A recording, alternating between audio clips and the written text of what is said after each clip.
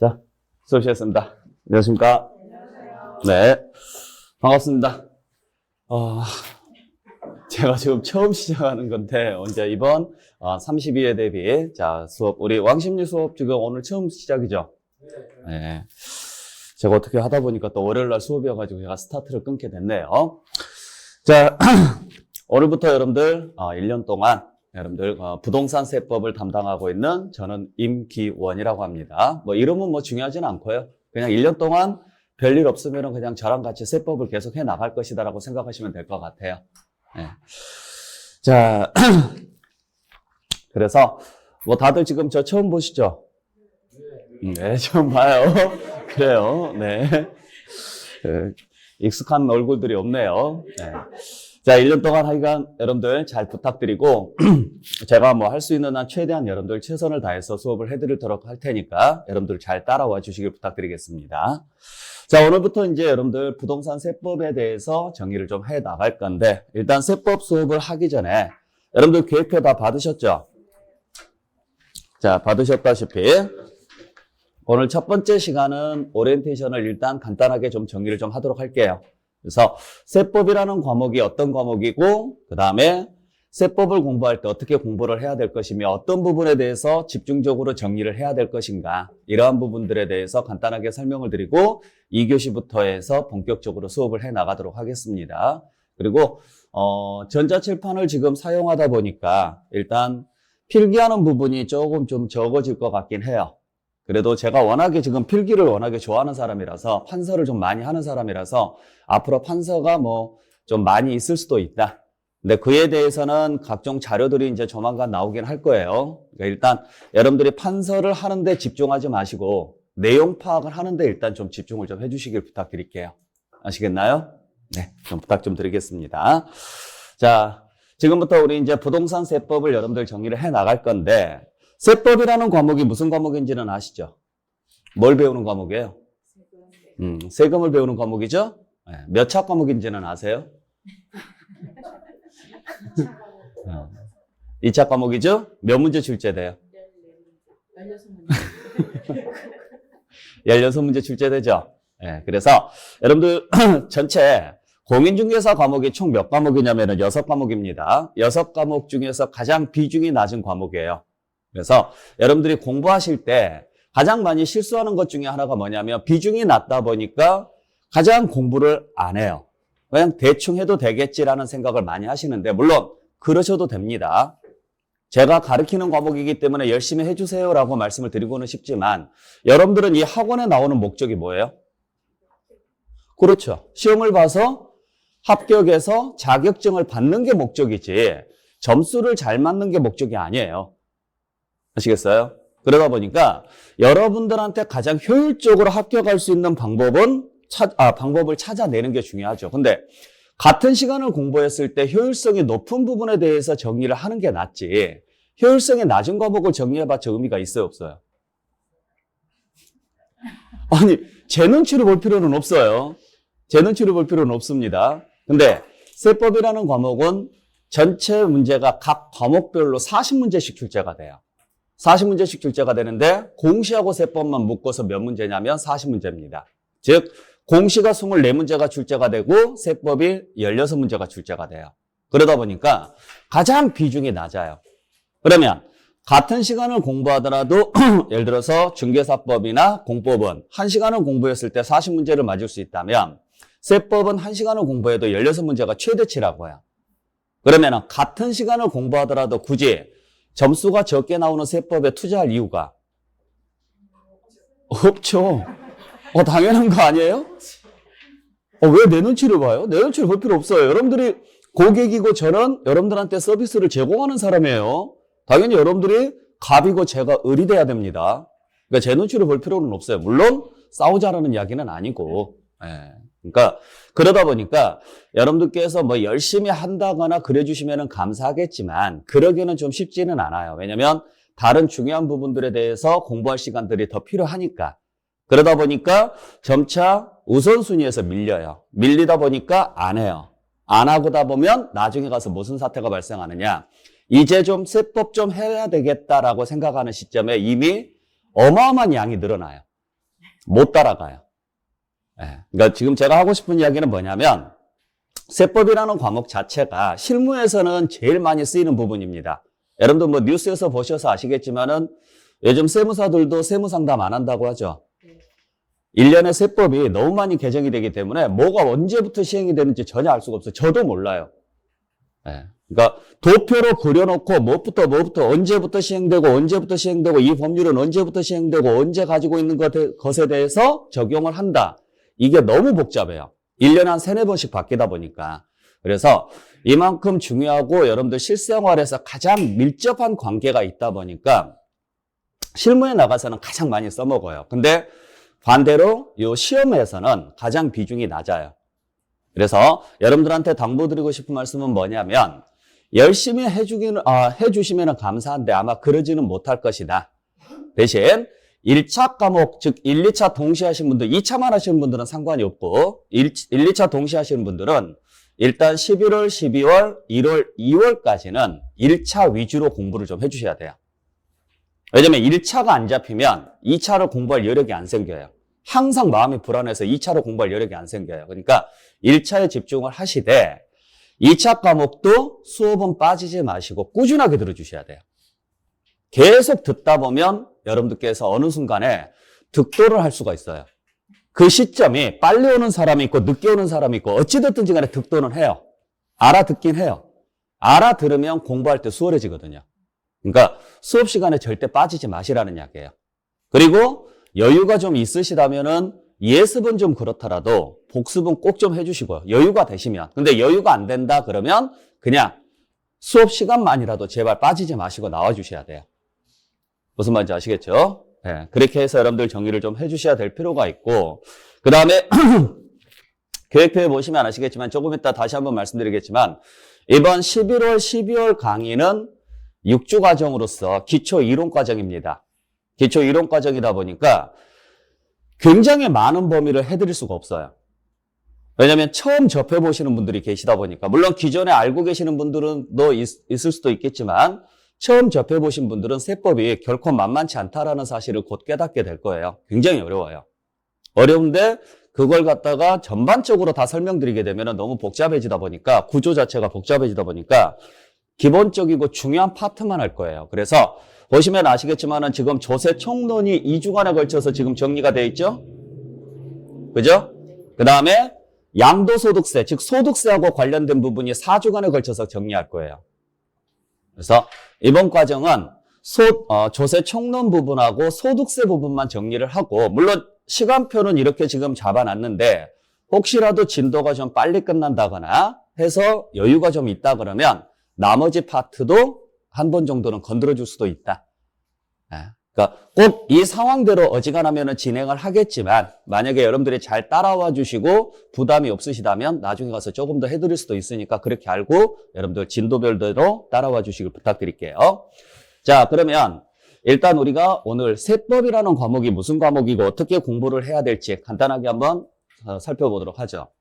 자, 우리가 세법을 알아야 되는 이유는 일단 첫 번째, 여러분들이 이 자리에 나온 이유가 뭐라고요? 합격하기 위해서예요. 합격하기 위해서. 아시겠죠? 자, 항상 잊지 마세요. 나는 이 학원에 나온 목적이 뭐냐? 합격하기 위해서다. 세금을 알기 위해서 나온 게 아니다. 그냥 문제를 풀기 위해서 나온 거다. 문제를 풀어서 합격 점수를 맞추는 게 목적이에요. 왜 제가 이야기를 해드리냐면 세법이라는 것 자체를 공부하다 보면 무슨 문제가 생기느냐면 이게 돈하고 연결이 되거든요. 잘 아시다시피. 그러다 보니까 실제 자기 상황하고 겹쳐서 어떻게 하면 세금을 줄일 수 있을까? 어떻게 하면 탈세를 할 수 있을까? 이런 생각밖에 안 해요. 그게 시험 보는데 전혀 도움이 안 돼요. 아시겠어요? 왜냐면 딱 거기만 꽂혀가지고 하루 종일 그 생각만 해요. 물론 그 생각을 할 수밖에 없어요. 왜냐면 조금만 알면 예를 들어서 세법이라는 과목에 대해서 일부 좀 절세할 수 있는 방법 또는 뭐 탈세는 하면 안 돼요. 탈세하고 절세하고 차이점이 뭔지를 아세요? 둘 다 공통점은 세금을 줄이는 거예요. 세금을 줄이는 건데 법 테두리 안에서 합법적으로 세금을 줄이는 것을 절세, 법을 위반해서 세금을 줄이는 것을 탈세라 그래요. 그러니까 탈세는 마음대로 하세요. 세금 안 내면 그냥 자동으로 탈세가 되니까. 저한테 탈세 같은 거 물어보지도 마세요. 어떻게 하면은 이게 세금을 좀 줄일 수 있습니까? 이런 거 물어보시는 분들이 계시는데 절대 설명 안 합니다. 아시겠죠? 우리는 그런 관계가 아니에요. 그렇다고 해서 절세를 설명드리지도 않을 거예요. 가끔 뭐 자기 집에 대해서 어떤 상황이 발생을 해가지고 물어보러 와요. 그래놓고 꼭 그렇게 물어봐요.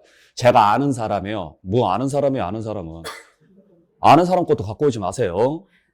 본인 것도 안 해줄 건데 무슨 아는 사람 걸 갖고 와요. 예. 제가 아는 사람이요. 이래 하는데 다른 데 다 물어봐도 안 된대요. 혹시 방법이 없을까요? 없어요. 다른 데서 없다 그러면 없는 거예요. 예. 그러니까 이게 예를 들어서 방법 하나만 알면 내가 세금을 5억을 내게 생겼어요. 이걸 1억으로만 줄일 수 있으면 이 공부가 중요해요? 세금 줄이는 게 중요해요? 보세요. 그러니까 거기에 필 꽂혀가지고 이 공부 안 한다고요. 거기만 계속 파요. 나중에 가면 이 공부 아무 의미 없어져요. 그러니까 일단 여러분들은 1년 동안은 나는 세법을 알아가는 과정이 아니고 그냥 시험을 잘 보는 기계가 돼야 된다. 내가 이 공부를 하는 이유는 절세가 목적이 아니다. 공인중개사가 되기 위한 게 목적이다. 목표를 절대 놓치지 마시라고요. 아시겠죠? 두 번째는 그러면서 조금의 절세할 수 있는 방법을 알 수만 있다면 공부하고 관련돼서 그건 조금 더 우리가 확인을 좀 해볼 필요는 있다. 근데 절세가 목적이 돼서는 안 된다는 이야기예요.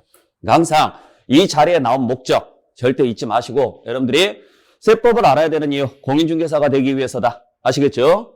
그리고 거기에 플러스해서 절세하는 방법까지 좀 공부해 간다면 좋지 않겠느냐라는 이야기입니다. 자, 그러면 우리가 배우는 부동산 세법은 뭘 배우느냐면 글자 그대로 모든 세법을 배우는 게 아니에요. 부동산을 거래할 때 나올 수 있는 세금만 배워요. 그러니까 부동산을 거래한다는 이야기는 부동산을 뭐해서? 취득을 해서 보유하고 있다가 양도했을 때. 그러면 양도했으면 다른 누군가는 다시 뭐 할까요? 취득을 하겠죠. 이 과정 속에서 나올 수 있는 세금들에 대해서 배우는데 이 과정 속에서 나올 수 있는 세금이 요만큼 있어요. 물론 여기에 없는 세금들도 몇 개 더 들어갑니다. 그냥 간단하게 적었을 때 이 정도예요. 어마어마한 세금을 내고 있어요. 그러니까 평생 살아가면서 우리는 항상 국가에 뭐 하는 거예요? 세금 내고 살아요. 결국 내가 번 돈은 다 국가가 다 가져가는 거죠. 아시겠죠? 자, 그 중에서 우리가 이걸 다 배울 건 아니고 이 중에서 우리 시험 범위는 취득세와 등록면허세와 재산세, 종합부동산세, 그 다음에 소득세에 대해서만 우리 시험 범위입니다. 네. 그래서 요 5개 파트가 우리 시험 범위다. 그래서 취득할 때 내는 세금 중에서 가장 기본이 되는 세금인 취득세, 등록면허세, 그 외에도 여러 가지 세금이 있지만은 나머지는 놔두고 그 다음에 가지고 있으면서 그냥 숨만 쉬고 있다고 해서 내는 세금, 재산세하고 종합부동산세. 들어보셨죠? 그죠? 그 다음에 임대를 하거나 또는 양도를 했을 때 발생하는 소득에 대해서 내는 세금인 소득세. 여기에 대해서 우리가 시험 범위를 배우게 될 것이고 보통 취득세가 몇 문제가 출제가 되느냐면 약 3문제 정도 출제가 돼요. 등록면허세가 1문제 정도 출제가 되고 재산세가 역시 한 3문제 정도 출제가 되고 종합부동산세가 1문제 정도 출제가 돼요. 그리고 소득세하고 관련된 게 약 6문제 정도 출제가 됩니다. 네. 올해는 올해 시험은 약간 좀 달랐어요. 올해 같은 경우는 취득세가 2문제 나왔어요. 등록면허세가 2문제가 나왔고. 그래서 어찌됐든지 간에 취득 단계에서 보통 4문제, 보유 단계에서도 보통 4문제. 그러니까 1문제 정도는 왔다 갔다 할 수는 있어요. 그 다음에 양도 단계에서 즉 소득 관련해서는 약 6문제. 이 정도 출제됩니다. 그러면 총 몇 문제 나와요? 16문제예요? 4 더하기 4 더하기 6은 14개예요. 더하기는 할 줄 아셔야 돼요. 14문제 출제되죠? 자, 그래서 요 파트에서 각 세목별로 우리가 이걸 세목이라 그래요. 각각 세금을 세목이라고 하는데 여기에서 14문제가 출제가 되고 이걸 공부하기 위해서는 기본적인 용어를 알아야 돼요. 세법에서 쓰는 말들 있잖아요. 그러니까 법률은 저는 항상 그러거든요. 법률은 한글로 되어 있는 외국어예요. 읽을 수는 있어요, 없어요? 있어요. 근데 무슨 말인지는 몰라요. 그러다 보니까 가장 기본적이고 공통적인 용어들이 있어요. 그걸 먼저 알아야 돼요. 그걸 우리가 어디서 배울 거냐면 총론에서 배워요. 오늘 배울 총론. 그 총론에서 몇 문제가 출제가 되느냐면 통상적으로 2문제 정도가 출제가 돼요. 그래서 총 몇 문제가 나오느냐? 16문제가 나오는데 그중에서 아까 말씀드렸던 것처럼 이번 기초 이론 과정은 제일 중요한 파트가 어디예요? 소득세 파트죠? 그래서 소득세를 4주간에 걸쳐서 정리하고 그 다음에 가장 기본적인 용어에 대한 설명인 총론 부분을 2주간에 걸쳐서 정리를 해드릴 것이다. 그리고 이제 내년 1월부터 해서 취득세, 등록면허세, 재산세, 종합부동산세 다 포함해서 정리가 들어갈 겁니다. 그러니까 이번 11월 달, 12월 달만 소득세를 좀 집중적으로 정리를 해드릴게요. 그리고 또 개정되는 부분들이 또 많이 생겨서 그런 부분들은 좀 알고 계셔야 될 것 같으니까. 자, 그랬을 때 여러분들이 잘 아시다시피 뭐 여기 들어오시면서 아마 학원에서 다 설명을 들으셨을 거예요. 우리 공인중개사 과목은 총 5과목으로 구성되어 있습니다. 1차 2과목, 2차 3과목. 그래서 각각 몇 문제씩 출제되느냐? 40문제씩 출제되는데 유일하게 공시하고 세법만 몇 문제냐면 합쳐서 40문제예요. 예전에는 이것도 40문제였다가 그냥 통합시킨 거예요. 뭐 일정한 이유가 있어서. 그래서 보시게 되면은 전부 40문제인데 공시 24문제, 세법 16문제죠? 아까 말씀드렸던 것처럼 가장 비중이 낮은 과목. 열심히 할 필요 있다, 없다? 열심히 해주세요. 아시겠죠? 그렇다고 해서 따로 시간을 내서 공부할 여력은 안 된다. 그러니까 수업 시간만 빠지지 말고 충실하게 들어주시라고 최대한 집중을 해서. 네. 근데 여러분들이 잘 아시다시피 합격하려면 평균 몇 점이에요? 60점이죠? 자, 평균 60점이라는 것은 각 과목, 즉 다시 말해서 80문제 통틀어서 60문제니까 몇 개 맞으면 돼요? 즉 48개 맞으면 되죠? 그죠? 여기도 마찬가지. 자, 총 120문제에서 60개니까요. 60점이니까. 대충 계산되죠? 120 곱하기 6 하면 돼요. 그러면은 몇 개를 내가 맞게 되면은 평균 60점이 나올 줄은 알 거예요. 그러면 과목별로 따지게 된다 그러면은 여기서 24개를 맞추고 여기서 24개를 맞추고 여기서 몇 개 맞추면 돼요? 24개 이상만 맞추면 되죠. 그냥 따지면. 물론 꼭 이렇게 안 가도 돼요. 상관은 없습니다. 여기에서 예를 들어서 30개를 맞춰요. 그래 되죠? 할 수만 있다면 30개를 맞춰요. 6개를 더 맞추면 되죠? 그러면은 얘가 18개 맞추면 돼요, 안 돼요? 상관없죠? 그리고 얘가 24개를 맞추고요. 이래도 상관은 없어요. 그래서 나중에 가면 제가 뭐라고 할 거냐면 한번 한 텀을 쭉 돌고 나면 전략을 세우라고 할 거예요.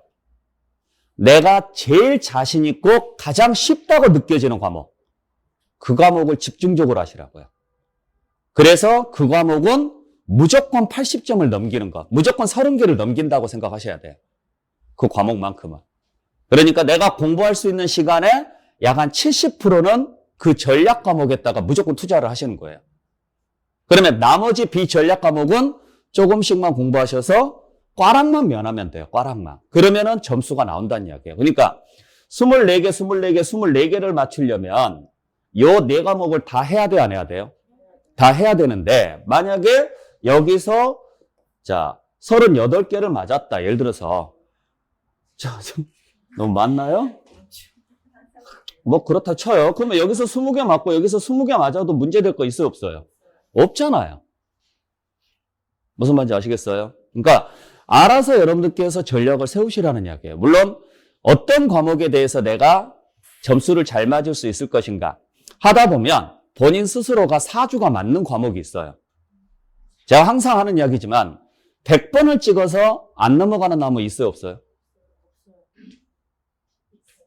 많아요. 100번을 찍어서 안 넘어가는 나무 수두룩합니다. 아시겠죠? 죽으라고 찍었는데도 안 넘어가요. 그걸 굳이 넘기려고 할 필요는 없다. 그게 꼭 세법이라는 건 아니고. 아셨죠? 그러니까 내가 해도 안 되는 부분이 있어요. 과목도 그렇지만은 그 과목 내에서도 잘 되는 파트가 있고 안 되는 파트가 있어요. 어려운 부분이. 어려운 걸 해내는 게 중요한 게 아니라 잘하는 것을 틀리지 않는 게 중요한 거예요. 그러니까 그러한 부분들을 여러분들이 빨리 캐치를 해서 잘 되는 부분, 쉬운 부분, 시험 문제 잘 나오지만 내가 충분히 맞출 수 있는 파트 이런 부분들은 최대한 많이 정리를 하시고 잘 안 되거나 어려운 부분 가장 대표적인 게 계산 문제 같은 경우. 그런 것들은 그냥 버리시고요. 우리는 100점을 맞을 필요는 없다. 아시겠죠? 자, 그러면 요것만 놓고 본다 그러면 공시세법만 놓고 본다 그러면 몇 문제 맞으면 돼요? 24개 맞으면 되죠? 그러면 공시 다 맞고 세법 다 틀려도 돼요, 안 돼요? 되잖아요. 대충 하시라고요. 공시 열심히 하세요. 아셨죠? 농담 아니고 제가 웃기려고 하는 이야기가 아니고 공시 열심히 하시라고요. 단 문제는 공시를 완벽하게 책을 외우고 해도 24개 맞기가 힘들어요. 사람인지라. 물론 맞을 수는 있어요. 맞을 수는 있는데 사람이니까 실수를 하죠. 그 틀린 부분을 세법에서 보충을 해준다 이야기죠. 그러니까 일단 요 세 개를 중점적으로 여러분들께서 2차에서는 중심으로 정리를 하시고, 만약에 여기서 내가 공법을 아무리 해도 나는 20개 이상은 못 맞겠다. 그러면 20개 목표 잡고, 그 다음에 중개사법은 내가 정말 열심히 하면 30개까지는 맞을 수 있다. 예를 들어서. 그 다음에 얘도 나는 정말 열심히 하면 20개밖에 못 맞겠다. 그러면 몇 개 부족해요? 안 부족한가? 요거 24개 잡고, 예를 들어서 8개 부족하죠?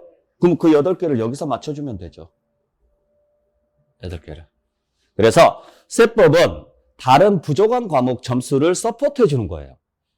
그렇다고 해서 세법을 완벽하게 다 외운다고 하면 16개 맞출까요? 못 맞출까요? 맞추기 힘들어요. 물론 맞출 수는 있어요. 실수로 찍으면 맞아요. 맞기는 하는데 힘들어요. 아시겠죠? 그렇다고 해서 이걸 다 16개를 맞추려면, 자, 보세요. 우리가 지금 배워야 될 과목이 지금 이겁니다. 자, 가장 먼저 배워야 될 게 총론, 그 다음에 취득세, 등록면허세, 재산세, 종합부동산세, 그 다음에 소득세. 자, 그래서 총 몇 문제 출제돼요? 16문제가 출제돼요. 그러면 이 16문제를 다 맞추시려면 여러분들이 지금 몇 파트를 공부하셔야 되느냐면 하나, 둘, 셋, 넷, 다섯, 6개를 공부하셔야 돼요. 이걸 다 완벽하게 했을 때 16개예요. 그만큼 시간 투자할 이유가 있다, 없다? 없어요. 왜? 우리는 몇 점만 맞으면 되니까. 60점만. 그래서 우리 세법은 앞으로 제가 목표를 몇 개로 잡느냐면 10개로 잡을 거예요. 무조건 세법의 목표는 몇 개다? 10개. 그러니까 딱 10개 정도는 맞출 수 있게끔 수업을 해드릴게요. 아시겠죠? 사기 같아도 그냥 믿고 따라오세요. 제가 딱 10개까지는 맞출 수 있게끔 수업을 해드릴 테니까 그냥 믿고 따라오시고, 나머지 6개는 여러분들 노력 여하에 따라 달려있고, 그 다음에 16개를 다 맞추려면 솔직히 그날 찍신이 내려와야 돼요. 찍신이 안 내려오면 16개 맞추기 정말 힘들어요. 올해 같은 경우에는 전혀 배우지도 않는 파트가 한 문제 출제가 됐었거든요. 여기 없는 파트가 하나 출제가 됐어요. 뭐 지역 자원시설세라는 세금이 하나 출제가 됐는데, 물론 내용 자체는 어렵지는 않은 내용이었어요. 내용 자체는 어렵지는 않았지만 이렇게 전혀 배우지도 않는 그런 범위 내에서 문제가 출제가 됩니다. 왜? 어차피 만점을 맞아도 의미가 없으니까. 몇 점만 넘기면 되니까. 60점만. 그래서 만점을 안 주려고 말도 안 되는 문제가 나와요. 계산 문제도 말도 안 되는 문제가 나와요. 그런 것들은 그냥 버리고 가고, 그날 찍었는데 운 좋게 맞았다. 그러면 다 맞을 수도 있어요. 근데 그러기가 쉽지가 않죠. 자, 그래서 세법은 무조건 몇 개가 목표다? 10개. 무슨 말인지 아셨죠? 그러면은 10개를 맞으려면 여러분들이 어떻게 공부를 해야 될까? 가장 많이 출제되는 어떤 파트? 소득세 부분을 열심히 하시라고요. 소득세 파트를. 무슨 말인지 아셨죠? 당연히 가장 많이 출제되는 거 열심히 하는 게 맞잖아요. 그 다음에 어디를 하시면 돼요? 취득세라든지 재산세 둘 중에 하나만 하시면 돼요. 그러면은 6개를 다 할 필요는 없고 몇 개만 하시면 돼요? 2개. 예를 들어서 여기 2개를 했다. 그래서 예를 들어서 9개를 맞췄다. 예를 들어서요. 9개를 맞췄다. 그러면 나머지 7개는 뭐 하면 돼요? 그렇죠. 한 번으로 쭉 찍으면 되죠. 그러면 하나는 맞아요, 안 맞아요? 맞아요. 그래서 10개. 그게 맞지 않아요? 아니면 이렇게 하던가. 네. 그러니까 전략은 여러분들 세우기 나름이에요. 전략은. 네. 아니면 나는 도저히 소득세는 안 되겠다. 나 포기할래. 나 그냥 이렇게 할래. 이렇게 하는 사람도 있어요. 그냥 소득세 완전히 버려버리고 수업 시간에 들은 내용 중에서 아주 쉬운 파트가 있거든요. 아주 쉬운 부분 그쪽만 간단하게 정리를 한 다음에 어려운 부분은 싹 버려버리고 딱 나는 6문제 중에서 2문제만 맞추겠다. 뭐 더 맞추면 좋고 나머지는 포기하겠다. 나머지 부분에서 열심히 해가지고 난 차라리 여기서 점수 맞출래 이런 사람도 있어요. 그러니까 전략은 여러분들 세우시기 나름이에요. 무슨 말인지 아셨죠? 자, 그래서 아까 말씀드렸던 것처럼 제일 많이 출제되는 소득세 부분을 이번에 4주간에 걸쳐서 정리를 해드리고 오늘 총론 부분 다음 시간까지 해서 총론에 대해서 간단하게 정리를 좀 해드리도록 할게요. 나머지 부분은 1월 달부터 진행을 해 나간다. 그렇게 알고 계시길 바라요. 자, 그러면은 세법 공부는 어떻게 해야 되느냐? 자, 가장 먼저 제가 드리고 싶은 말씀은 이해를 먼저 해주시라는 겁니다. 세법은 암기 과목이 아니에요. 이해 과목이에요. 왜 이해를 해야 되느냐면 암기 자체는 기억력이 지속되지가 않아요. 그냥 돌아서면 까먹을 수 있고 돌아서면 까먹어요. 원리라는 게 있거든요. 원리. 모든 법률에는 그게 만들어진 배경이 있고 원리가 있어요. 물론 억지로 만들어 놓은 것도 있긴 있지만은 거의 대부분은 그 배경 지식이 있어요. 그걸 이해를 한 다음에 암기를 하는 게 낫지. 그리고 암기는 굳이 해봤자 의미가 없어요. 왜? 어차피 같은 내용을 매번 반복해 줄 겁니다. 그러면 내가 굳이 암기하지 않더라도 똑같은 이름을 10번, 20번, 100번을 부르면 어떻게 돼요? 외워져요. 그러니까 지금부터 암기를 굳이 하려고 노력하지는 마시라고요. 그리고 암기는 지속력이 짧아요. 근데 이해는 그 원리만 알면 나중에 까먹어도 문제를 봤을 때 적응력이 생겨요. 요즘 문제는 예전처럼 학력고사 시대의 문제처럼 단답형 문제가 아닙니다. 수능 형식이에요. 그러니까 이 한 지문을 물어볼 때 이와 관련된 배경 지식을 물어봐요. 그리고 그와 관련된 다른 걸 지문으로 내요. 그러니까 얘를 그냥 집중적으로 내는 게 아니고 어떤 상황을 만들어서 그 상황에 대한 이해도를 물어보는 문제가 대부분이에요. 그러니까 세법이라는 것 자체가 그 원인이라는 게 존재하기 때문에 그 원인에 따른 결과가 나오거든요. 그래서 되도록이면 암기를 먼저 하지 마시고 뭐 하시라고요? 이해부터 하시라고, 이해부터. 그러니까 가장 많이 우리가 개정이 된다고 그랬죠, 세법이? 개정이 가장 많이 될 수밖에 없는 이유가 뭐예요? 시대가 바뀌니까 그래, 시대가. 그리고 세법은 돈하고 관련돼 있으니까 그래요. 자, 예전에는 10년에 한 번씩 강산이 변했습니다. 근데 지금은요? 6개월에 한 번씩 강산이 변해요. 그렇잖아요. 워낙에 시대가 빨라졌죠? 핸드폰도 2년에 한 번씩, 1년에 한 번씩 바꿉니다. 이런 식으로. 자동차도 보통 4년에서 5년 사이에, 물론 이제 한 20년 타시는 분도 계시겠지만은 4년이나 5년 지나면 한 번씩 바꿉니다. 예전에는 상상도 할 수 없는 일이에요. 그만큼 시대가 빨리 변하고 그만큼 경제 환경도 많이 변하고 돈의 흐름도 빨리 변해요. 그걸 세금이 따라가야 돼요. 그러면 어떤 세금 정책이 나왔어요. 그러면 그 정책에 나온 배경이 있을까요, 없을까요? 당연히 있겠죠. 아시겠어요? 물론 그게 말도 안 되는 세금 정책일 수도 있겠죠. 여러분도 뭐 요즘 뉴스에서 많이 들어보지만은 뭐 임대차 3법이라든지 뭐 이런 것들 또는 뭐 중과세 정책이라든지 이런 것들 뉴스에서 많이 들어봤죠. 그게 나올 수밖에 없었던 이유가 뭐였을까? 사회적인 분위기가 뭐였을까? 물론 그걸로 인해서 피해를 보는 사람들도 있고 이득을 보는 사람들도 있어요. 사람은. 근데 나는 피해를 받기 때문에 그걸 굳이 내가 이해하고 싶지가 않아 이런 생각 하시면 안 되고 그냥 사회 전반적인 모습을 보셔야 돼요. 그랬을 때 왜 이런 법률이 나왔는지 그 배경 지식을 먼저 알면 흐름을 따라가는데 굉장히 수월해져요. 그리고 이 세법이라는 것은 세금을 뭐 하려고 만들어놨어요? 거두려고 만들어놨죠. 설마 이 세금을 줄여주려고 만들어놨을까요? 그럴 일은 없죠. 거두려고 만들어놨어요. 그러니까 누구 입장에서 만들어놨을까요?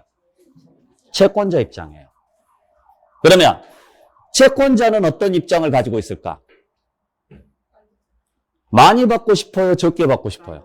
많이. 빨리 받고 싶어요? 늦게 받고 싶어요? 빨리. 세법이 그렇게 만들어져 있어요. 많이, 빨리예요. 근데 우리 납세자 입장에서는 세금을 내는 입장에서는 많이 내고 싶어요?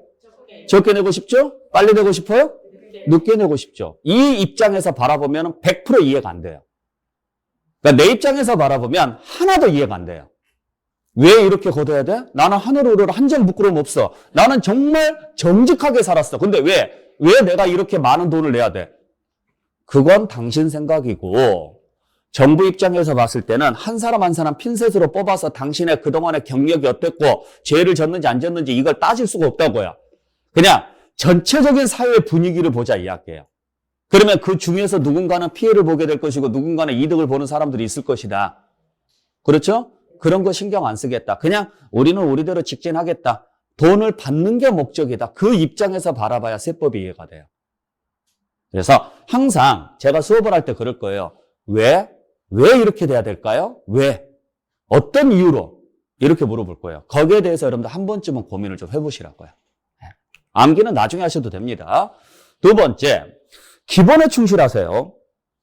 그러니까 공부를 하다 보면은 사람들이 전부 다 가끔 오해하는 게 뭐냐면 어려운 걸 풀어내면은 정말 내가 똑똑한 줄 알아요.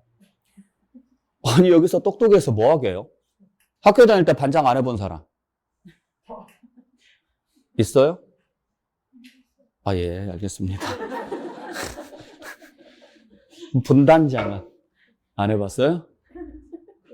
아, 해봤죠? 그래요. 안 해본 사람 없다고요. 다 똑똑하신 분들이에요. 그게 중요해요? 안 중요해요. 남들한테 자랑할 게 아니라고요. 여러분들 아까 처음에 말씀드렸던 것처럼 이 학원에 나온 목적이 뭐라고요? 합격하기 위해서요. 합격 60점만 맞으면 돼요. 그 60점을 맞기 위해서는 기본만 잘하시면 돼요. 우리가 시험 문제가 상중하로 나눴을 때 시험 문제를 상중하로 딱 나눴을 때 상에 해당하는 문제가 40문제 기준으로 했을 때 몇 문제 정도 나올 것 같아요? 상에 해당하는 문제가 3문제에서 5문제예요. 진짜 많이 나오면 5문제. 중에 해당하는 문제가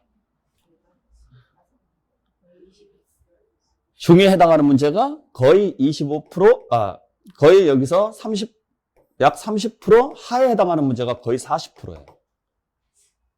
거의. 여기도 거의 한 40% 정도 되겠네요. 자, 그러면 생각해 보세요. 여기만 잘해도 합격하는 데는 지장이 있어요, 없어요? 없어. 근데 대부분의 사람들이 처음 공부하시는 분들은요, 이걸 집중적으로 해요. 이거 의미 없어요. 그러면서 이걸 다 틀려요. 아주 기본적인 건데. 절대로 기본적인 걸 놓치지 마세요. 어려운 걸 하려고 하지 마세요. 제가 계속 반복해서 말씀드릴 겁니다. 어려운 걸 풀어내는 게 중요한 게 아니라 뭐 하자? 쉬운 걸 틀리지 않는 게 중요한 거다. 내가 못하는 걸 잘하려고 하지 말고 잘하는 걸 실수하지 않도록 하는 게 가장 최선의 방법이다. 그걸 절대 잊지 마시라고요. 자, 그 다음에 세 번째, 누구나 다 하는 이야기입니다. 반복입니다. 보고 또 보고 또 보고 또 보면 무조건 됩니다. 반복이 공부의 왕도예요. 어떻게 하면 공부를 잘할 수 있을까요? 다른 거 다 필요 없습니다. 100번 읽으면 됩니다. 책 100번 읽으면 완벽하게 책을 외웁니다. 할 수 있어요? 책을 100번을 읽을 수 있어요? 기본서 6권을? 10번도 힘들걸요 아마? 그죠? 네. 그러니까 100번을 읽기가 힘드니까 수업 시간에 자주 오셔서 수업 시간에 빠지지 않고 오셔서 가지고 저희들이 했던 이야기를 계속 반복해서 생각을 하시라는 이야기예요. 그러니까 처음부터 많은 걸 담으려고 하지 마세요. 하나씩 차곡차곡 쌓아간다라고 생각하시고 반복하고 같은 내용을 그렇게 하면서 여러분들께서 준비를 하셔야 돼요. 아시겠죠? 네. 자, 그 다음에 네 번째. 네. 제가 늘상 말씀드립니다. 우리의 목표는 60점입니다. 100점짜리가 아니에요. 그러니까 나 100점 맞고 합격했어. 절대 잘했다고 안 합니다. 고생했다 그러지. 나 60점 맞고 합격했어. 그러면 진짜 잘했다 그래요. 가장 최선이라 그래요. 사람답게 사람으로서의 이성을 갖춘 상태에서 합격할 수 있는 방법이 이거밖에 없어요. 100점 맞고 합격하는 게 가능해요? 불가능해요? 가능해요. 인간이 불가능한 게 뭐가 있어요? 다 가능하죠. 근데 100점을 맞으려면 장담컨대 여러분들이 하루에 4시간 이상 주무시면 안 되고 없는 애인 만들지 말고 있는 애인 다 버리시고요. 가정 버리시고요. 무조건 이 학원에서 밥 먹고 화장실 가는 시간 외에는 그냥 학원에 앉아서 계속 책을 봐야 돼요. 그러면 100점 맞아요. 가능해요. 그게 사람이에요? 고3보다 더 심해요. 그러니까 여러분들은 지금부터 고3이라고 생각하시면 돼요. 아셨죠? 근데 상대평가가 아니니까 굳이 그렇게까지 열심히 할 필요 없다. 내 몸을 버려가면서까지 열심히 할 필요는 없다. 내가 항상 말씀드리지만은 내가 잘하는 것만 잘하자. 그래도 60점 맞는 데는 지장이 없다. 100점을 맞으려고 노력할 필요는 없다. 수업을 듣다 보니까 모르는 부분이 생겼다. 그 모르는 부분을 알려고 하는 것은 감사하지만 두세 번 시도를 해봤는데 도저히 안 되겠다. 그럼 버려라. 대신 한 번 들었는데 잘 알아들을 것 같다. 그걸 확실하게 잡아라. 항상. 이해되셨어요? 항상 잊지 마시고. 자, 그 다음에 마지막으로 5번째. 믿음이 있어야 됩니다. 믿으셔야 돼요. 저를 믿으시고 여러분들 자신을 믿으시고 학원을 믿으시고요. 가끔 그래요. 어떻게 공부를 해야 될까요? 라고 물어보시는 분들이 계세요. 그래서 알려줍니다. 근데 어떻게 공부를 해야 될까 물어보시는 분들이 있는데 그런 분들은 굳이 고민할 필요 없이 그냥 학원에 물어보세요. 학원이 가장 노하우가 가장 많이 쌓여 있어요. 그동안에 시행착오를 여러 번 겪어가면서 노하우가 쌓여 있죠. 그래서 여러분들 개개인의 성향에 따라서 당신은 이쪽 파트는 잘하는데 이쪽 부분이 좀 부족하니까 시간을 이렇게 배분을 해서 이쪽 부분을 좀 더 열심히 하셔야 될 것 같습니다. 이렇게 하시는 게 좋겠습니다. 그냥 믿고 따라가세요. 주변의 이야기 전혀 듣지 마시고. 이 학원을 선택해서 이곳을 오셨으면 이곳의 말을 들으시라고요. 왜냐면 누군가는 이렇게 공부를 했대, 누군가는 이렇게 공부를 했대, 누구는 이렇게 한대. 다 필요 없어요. 나한테 맞는 방식이 있어야 돼요. 아시겠어요? 그걸 계속 피드백 해줄 수 있는 것은 학원밖에 없어요. 그리고 앞으로 수업하는 내내 여러분들 시험 보는 그날까지 제가 교주예요. 돈 달라고 안 할 테니까. 무슨 말이냐면 그냥 믿으세요. 제가 어떤 거짓말을 하든지 간에 그냥 믿으세요. 그 거짓말 자체도 여러분들 시험 보는데 물론 실수로 거짓말 할 수도 있겠지만 그 거짓말 하는 것 자체도 여러분들 시험에 꼭 필요한 거짓말일 수도 있어요. 그러니까 이 앞에 나와서 강의하시는 저희 선생님들을 무조건 믿으시고 여러분들 자신을 믿는 게 제일 중요해요. 나 할 수 있을까? 이런 의심하지 마시라고요. 나 떨어지면 어떡하지? 이런 의심도 하지 마세요. 나 그냥 할 수 있어. 나 그냥 합격할 수 있어. 이대로 하면 될 거야. 그 믿음, 막연한 믿음이 있어야 돼요. 그거 없으면 절대 안 돼요. 그러니까 그냥 믿고 따라오세요. 여러분들 합격시킬 수 있으니까. 아셨죠? 네. 자, 그래서 여러분들 여기까지 간단하게 말씀을 드렸습니다. 그 다음에 이제 6번째. 제가 항상 강조하는 게 뭐냐면 저의 항상 모토는 뭐냐면 재밌게 공부하자고요. 우리가 그런 말이 있잖아요. 그죠? 즐기는 사람, 이 사람을 이길 수 있는 사람은 없다. 그러니까 공부라고 생각을 하시니까 어렵고 점수라고 생각을 하시니까 어려운데 이게 그냥 시험만 아니라면 정말 재밌는 수업이에요. 근데 시험이라는 것 때문에 강박관념이 쌓여있으니까 어려워져요. 근데 그럴수록 스스로 마음을 다잡으셔야 돼요. 그냥 재밌게 공부하시고 즐겁게 공부할 생각을 하셔야 돼요. 그게 여러분들 공부하는데 가장 효율적이고 도움이 돼요. 앞으로 저도 여러분들 수업할 때 되도록이면 재밌게 공부할 수 있도록 노력할 테니까 여러분들도 그렇게 따라와 주시길 부탁드리겠습니다. 아시겠죠? 네. 자, 그래서 여기까지 해서 여러분들 간단하게 말씀을 드리고, 자, 잠시 쉬었다가 이제 본격적으로 수업을 좀 들어가도록 할게요. 네. 자, 잠시 쉬었다 가겠습니다.